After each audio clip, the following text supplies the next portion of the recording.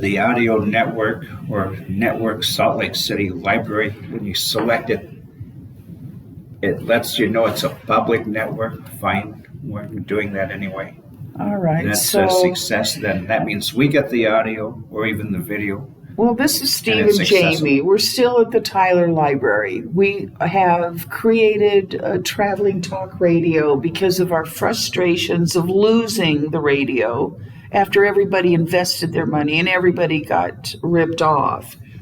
And so we do have an email. It's Dark Radio, DARKRADIO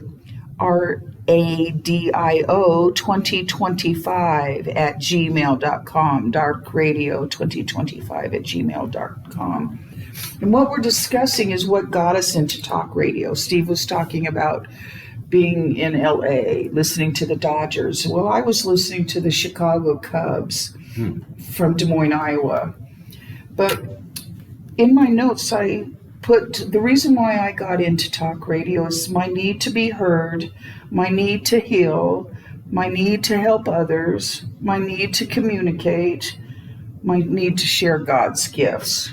And I was doing some self-evaluation about self-reflection about my needs. I don't think they're bad needs, actually. The need to talk, the need to communicate, the need to share ideas. No, I think that's natural, innate human nature. Without it, we'd go nuts.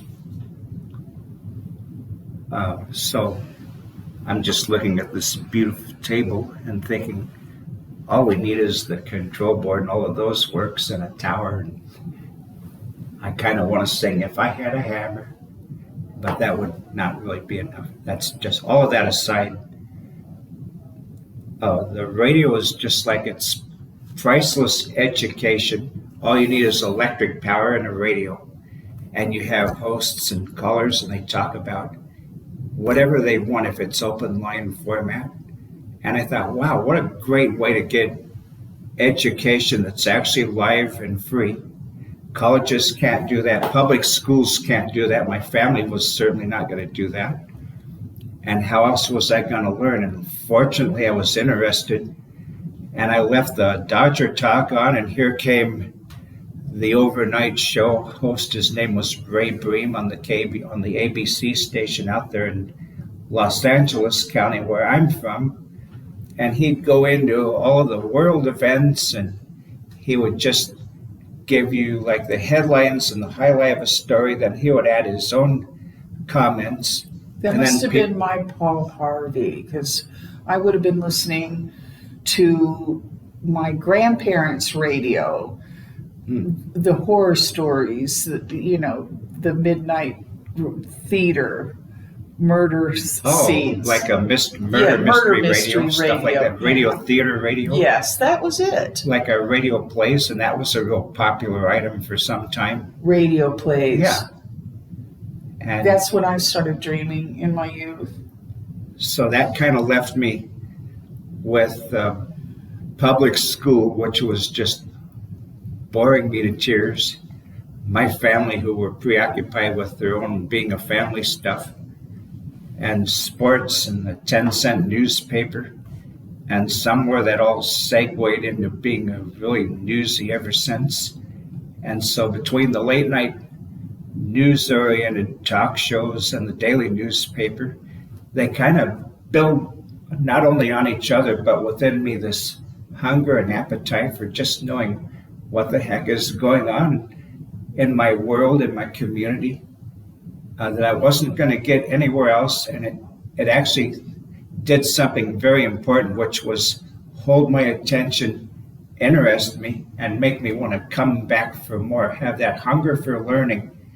And that's just sort of carried over to all of my other interests, whether it's aviation or astronomy or politics, pray tell. But it definitely had its place.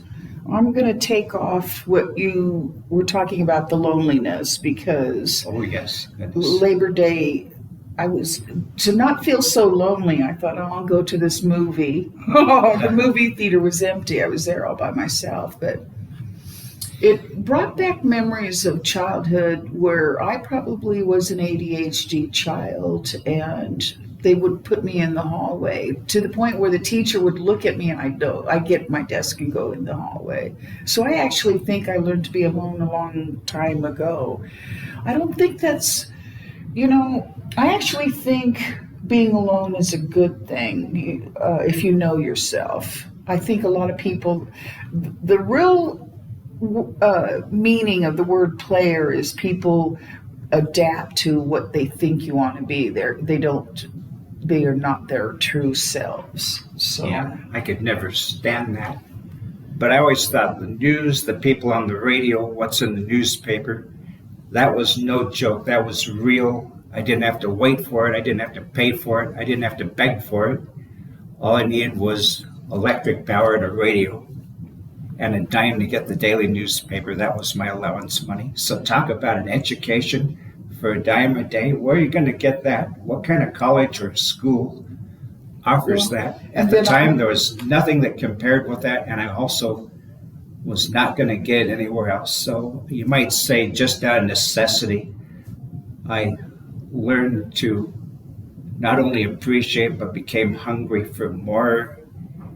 And of course, then that kind of, you might say that blossomed into realizing there's more sections in the daily newspaper or even the Sunday paper than just the sports or the local news or the government stuff. They had a religion section, they had a food section, they had a travel section, they had an opinion.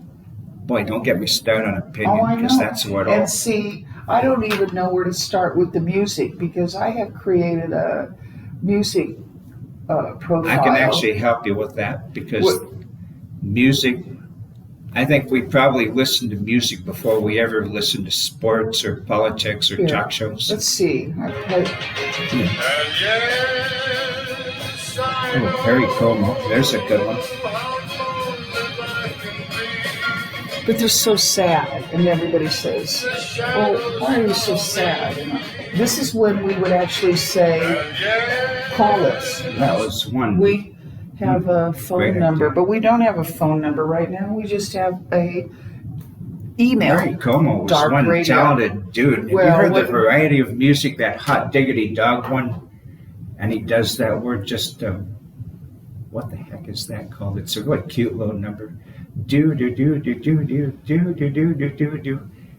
That's the one. And he's singing it with some female. And she says, "What are you doing there?" And he goes, "I'm doing. You want to do with me? Do, do, do, do, do, do, All right. do." And that was Perry Como too. I have a memory of Kay Henry. I had a memory of Kay Henry when I was in the Let's talk bathroom, about because I was talking about all the dirt and the smoke in the air, and coughing. When I was coughing, I had a memory of Kay Henry coughing in the studio at K1. They're on 33rd South and 7th East. I have taken a photo of that, so I do have that. She coughed up blood, and I said, "Kay, you're coughing up blood." And I know. So That's your not favorite memory of her was her handing the documents over to Heiner. Well, that was very important. I wouldn't say that was my favorite memory of her. Probably my first favorite memory of Kay Henry was hearing her on the air with Hank Hathaway really early. She'd come on at 5 a.m. She and Hank, Oh, it was so early. liberal and conservative together on early morning. This was the old K remember. Talk. And I thought they sounded great together. Plus the calls, they weren't too proud to invite the audience members in and participate also. And they always had time for We the People. Of course, it was We the Invisible Anonymous Callers in those days. And then when she went to Radio 1 KWUN, I liked her format where she would have guests on, and she was actually a very, very good interviewer. And she also kept her interviews short, so that if you didn't like what one guest was talking about, no problem. There'll be something else on, or even no one but just Kay and her callers in 15 minutes. So I always had 15 minutes for that. I appreciate that. I do remember that you enjoyed being her producer. And she had a nice voice. She definitely had a presence. She was very, very she educated, knew her space. Yes. very wise, and I am very pleased to have been someone she mentored.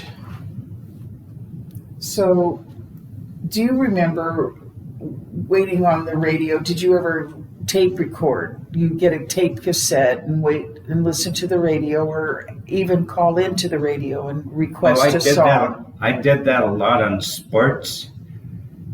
I didn't necessarily like my voice. I thought I sounded like sandpaper with a pair of vocal cords, something like that.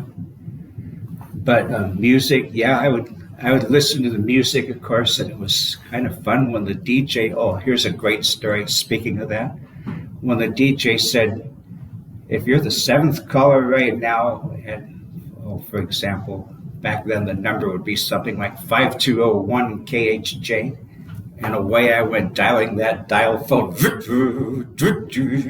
Oh, okay, that's what I'm describing. And most of the time I'd get busy, but if I did that like 2 or 3 in the morning, I was more likely to get through.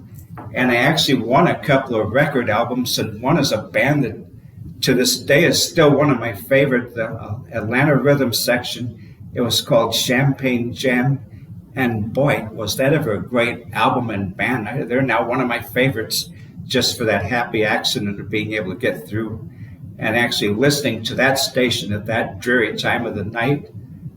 And I also noticed when I would call that number, sometimes there would be crossed lines where neither person would get through to the actual radio station, but you'd hear these little clicks, and they called it Step 1, which is the dialing program, and some of them is called crossbar, depending on where you are in the country. Well, what are we 8 years But what difference? happened is, when all the clicking would be done, I would hear another person and their radio on in the background. I'd go, hello, hello. We would actually talk like, screw winning the record album business. We just found a whole new way of talking. Yes. And then when they hung up, I would stay on, and I got this little idea. I'm going to be the DJ, and I'm going to tell these people, oh, you're the 6th caller. I'm so sorry. Try again. And each person, I'd have a different radio station. So sometimes it'd be KLOS, the rock station. Or, so it's not a party line, because I'm envisioning when I was a child, the party line, listening to the neighbors' party line. yeah, that was something I never... What are you talking about? This was crossing lines with people who were trying to call a very busy prefix at the same time you were, because that number to the radio station had thousands of listeners and probably people calling. It must be LA compared to Des Moines, Oh, it's Iowa. the big city. You probably wouldn't have found No. something like that in Des Moines. You would have probably gotten through on the phone lines, I'm guessing, just the sheer population of it. All right, so are we going to talk about the demise? Oh, where should we start? I don't Kinda know. Do happened we at the talk end and about it happened Curtis in the DeYoung? beginning, Do we bring up? I'm trying to look at my blog. All these things. Well, maybe we could lay out the basic structure. Who was on the board and what did we ultimately Okay, find out they were you from? go for that. So Curtis DeYoung owned the frequency license, the frequency, the license to have a frequency. They're very scarce and they're very expensive. You can't just go out and trade in your car for the call sign of your favorite radio station. They're probably millions of dollars now.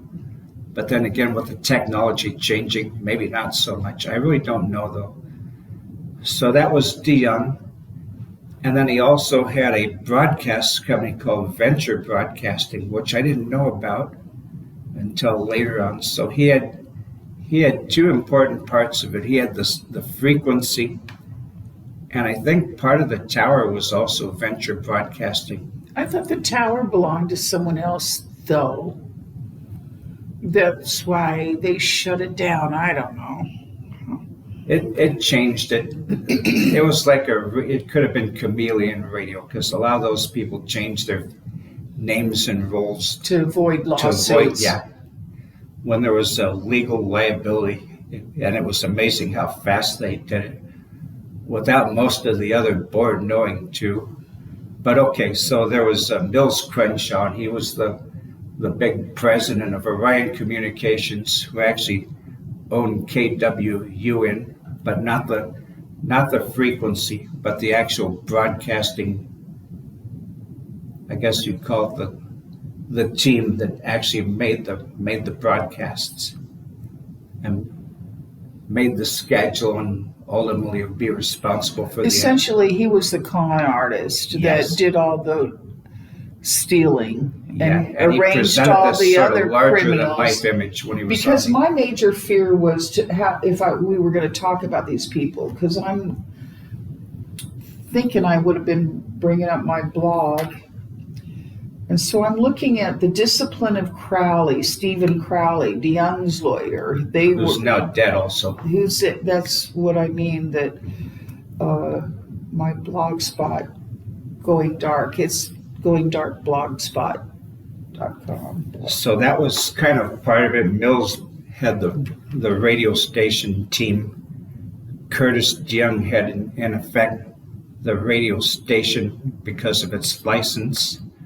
You might say the studio and the towers were the body and the license was the blood, something like that. And then there was Jay Wheeler. He owned the land that I think the towers sat on and possibly the building where we had the studios from. They own 33rd and 7th, where Kinko's I is. never was quite clear on that, but I know he was in charge. He was the one who charged us rent at that building. What was the name? Jay Wheeler. Oh, of course, Jay Wheeler. I was And then there was embarrassed to share the same damn maiden Yes. name. And then there was also that. No, he owned the building not on 33rd and 7th. Didn't he own the one? Yeah. Oh, he and did. then he moved us over to his other building, that little. Who owned the building that? That's what I don't know. That might have been the Juan and Aurelia Lopez. No, with there's their 3 lofty different buildings. I'm not. Oh, I know. And there was I the Otto. I thought Jay Wheeler owned the second. That when we got moved, when Kaczynski stole everything from that building, Where he got they got crawled himself over the rich. side of the windows to get in to steal Jeez. stuff. Well, Where the second building, Rhonda Lee would babysit the damn building. was that Randy the paid her. 444, whatever it was.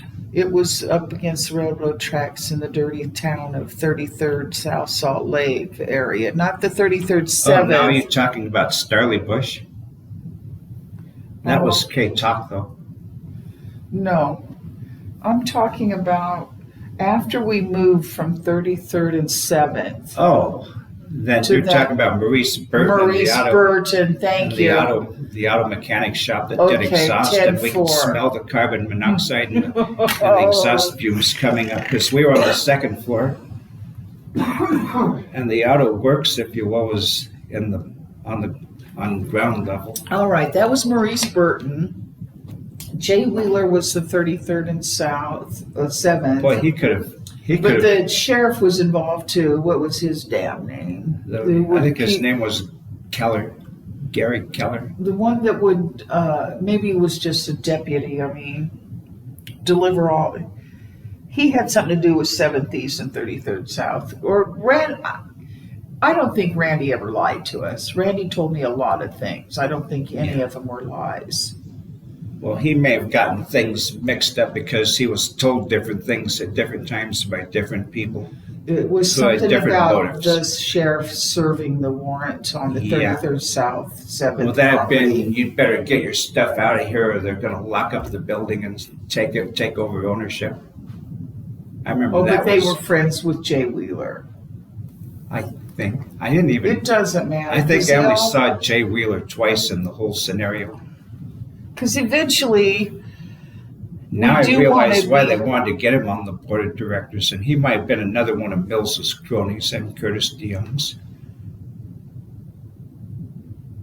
We never know, huh? And then there was Everybody Kay died. Henry. I She mean, was like, to me, like the second Curtis in DeYoung command. did go to prison he was given a 10-year prison sentence, not for us, but for continuing to scam. Yeah, like the $20 billion worth. The LDS Church. Like 5,000 customers all over the country. He gave the LDS Church $250,000 in tithing, and the LDS Church only paid back $125,000 to the victims. Yeah, they're lucky they didn't get It does remind me of the day. foreclosed on. It does remind me of the day that I was told it's not your money, it's not her money, it's our money, about Crenshaw January Trust money. Oh, yeah, there was that good old trust. Try and make it hard to Whatever collect. happened to her? Does she stay in her house? Who's that? Mrs. Crenshaw, Shauna. Isn't that funny how we don't know people? She might still be over there, down there in Holiday. There was Jim Pendleton. He had a company called Motosat, and I think he had part of either he owned the transmitter or part of it, or he was selling us a new and improved transmitter. But I thought the old one sounded just fine. So Why didn't for being a new Mills? business, I think they were trying to do too much too soon that were not really needed until things were off and running a little bit better and more secure. Then you can upgrade what you've already had. But to me, it would have been, let's focus on running what we have and then growing once we know we have the money coming in. No, they never listened to you. They never listened to No, Randy. I never had a Van, chance to even get that out of my mouth. Kay. Nope, they already had their thievery plans. Yeah, so that was the real board of directors meeting and the real board that we never participated in. We were Well, sort of like anyway. a shadow board to make Mills look good and sound good. Anyway, what time is it? Is it only 2:20? That clock is certainly not it. No, it never I'm was. sure it's after 2. It's 2:18. Oh, then we Well, got 42 I minutes. know. Well, we're going to. I see that nice, what do you call that signal there? I know. So we kind of knew our first pilot podcast would have its flaws. I don't think they're flawed.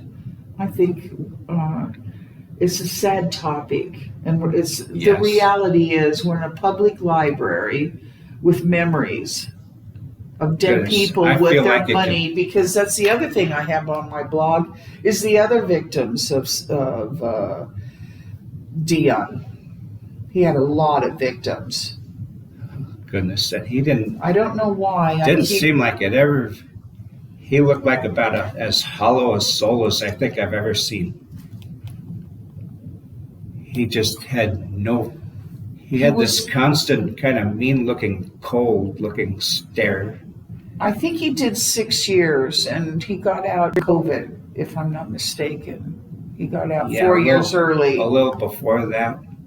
The last I heard, he was in Colorado doing more time or original time. Oh no, he got out, and he got out with the COVID release. He did 6 years. He got out 4 years early. I Out in know. the world. It's all right. Yeah, It must be. Here she is. This is one of her that's one of his victims that he stole I never money. saw So those guys. I know that's what's so sad about it. And I remember when they eventually, interviewed him on Fox television and they asked him if he had anything to say to his customers, and all he would do is just walk away like he didn't his give a victims. rat about his own clients. They wouldn't be there without. yeah, it's sad. And I thought, what a cold So person one that's an day, empty vessel, doesn't have a heart at all to speak of. we hope that we'll know what we're doing when we come into this room with our little traveling talk radio, because I want to be able to show you the documents. I want to be able to show you that these 3 BYU grads, Steve Crowley, Curtis DeYoung, and Mills Crenshaw, how much damage they've done, including Talk Radio. I mean, K-Talk, Steve, Dick Perry became good old friends. Dick Perry became just as tainted and just as dirty. And I remember tape recording their dirty, dirty moves. They're dirty people. Yeah, I doubt he's ever changed, and that K-Talk is just like running on fumes. Well, we didn't mean to make this go sour, but everything went sour. But I do anticipate the day where we'll get the phone, we'll understand what we're doing with the camera, where we're actually live, because I've got my microphone hooked up to my laptop while we're trying to do the YouTube on the iPad. So give us time. In the meantime, it's darkradio2025 at Gmail. That's DARKRADIO 2025 at Gmail. I'm Jamie Popejoy. I'm Steve Blau, just kind of here participating, and wherever it goes, we shall see. We'll have fun seeing too, though, and hearing. Thank you. We'll get serious, because if we had actually had our telephone, we would have had callers. So nothing's a failure. Everything's fine. We'll have a call one time. Thank you.